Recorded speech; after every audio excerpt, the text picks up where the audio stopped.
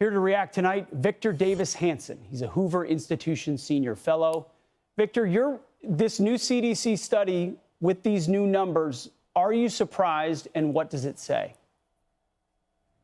Yeah, I'm very surprised. I mean, if you look at statistics at the millennium, it was always considered 40 to 50 out of 100,000 suffered from some type of gender dysphoria. And then 15 years later, that rubric had gone all the way up to 200 or 300, which is still 0.04 to 4%, but 0.4%. And then suddenly 5,000 out of 100,000, and it went up to 5%.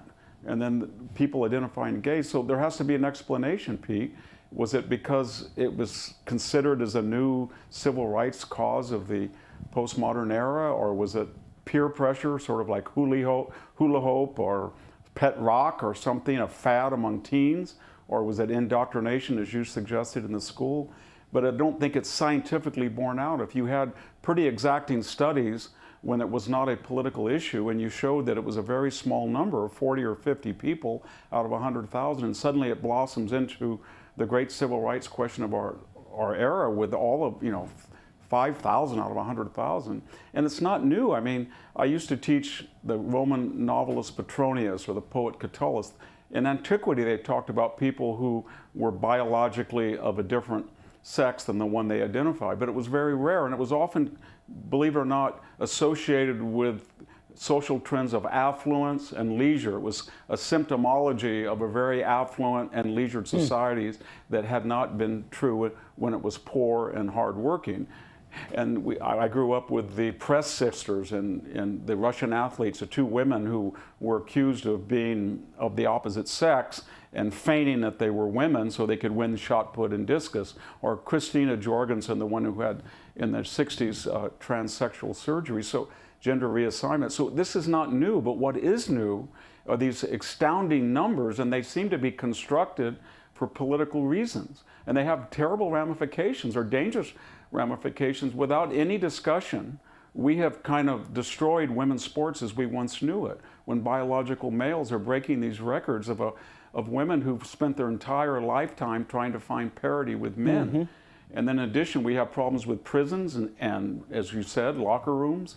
So just because a person says that I think I'm of the opposite sex doesn't mean that's necessarily true in an age of fad and cant.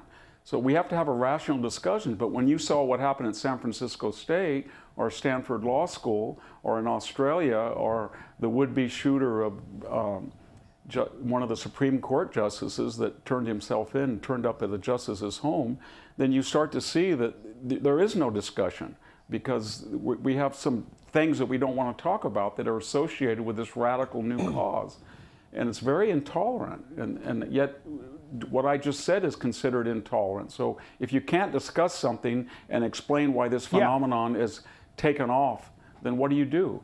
Well, we don't have much time. I think what makes it so different here, Victor, is the focus on the youth. I mean, it's not to say stuff like this has not been with us. It has since the beginning of time.